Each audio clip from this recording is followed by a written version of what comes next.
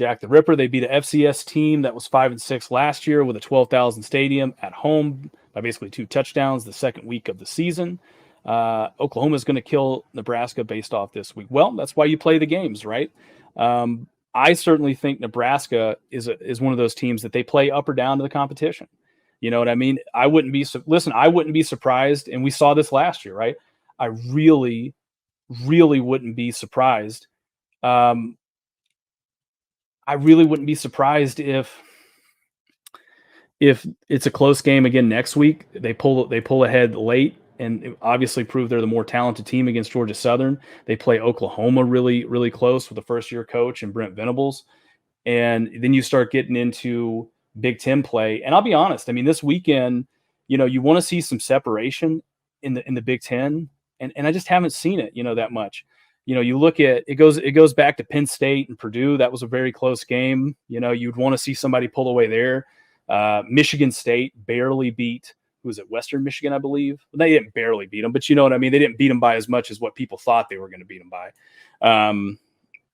Who else was it that played pretty close? Illinois and Indiana. Indiana eked out a victory against Illinois. Rutgers beat Boston College today. Now, granted, Boston College isn't what they've been in the past, but I mean, the Big Ten right now is really up for grabs. I mean, it's if Scott Frost and Nebraska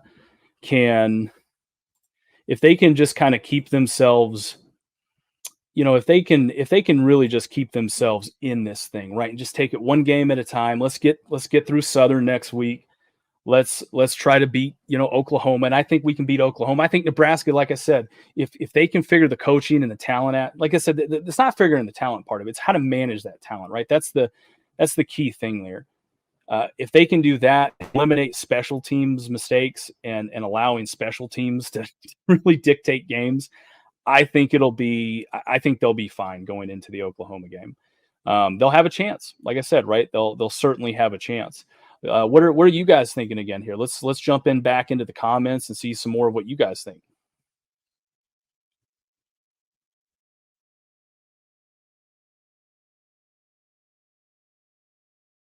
Let's see here. Somebody says here, we'll go to Wade Farr. Thompson needs to stop telegraphing his throws. Yeah, I think, that's certainly part of it. I mean, again, looking at the game, I mean, he's not really, he kind of got thrown off a little bit earlier in the game, in the first half. They were able to kind of get back there and get to him.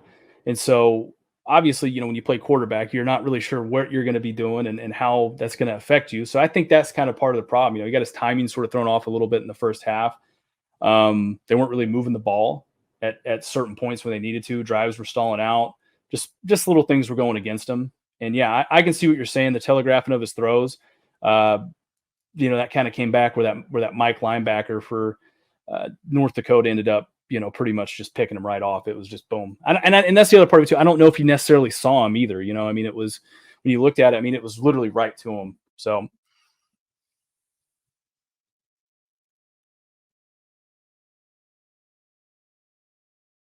going to say this here, Steve Needham. At this point, a win is a win. A long way to go, but one step at a time. Maybe, just maybe, if we all show support, we can get on a roll. Positivity. I agree with you.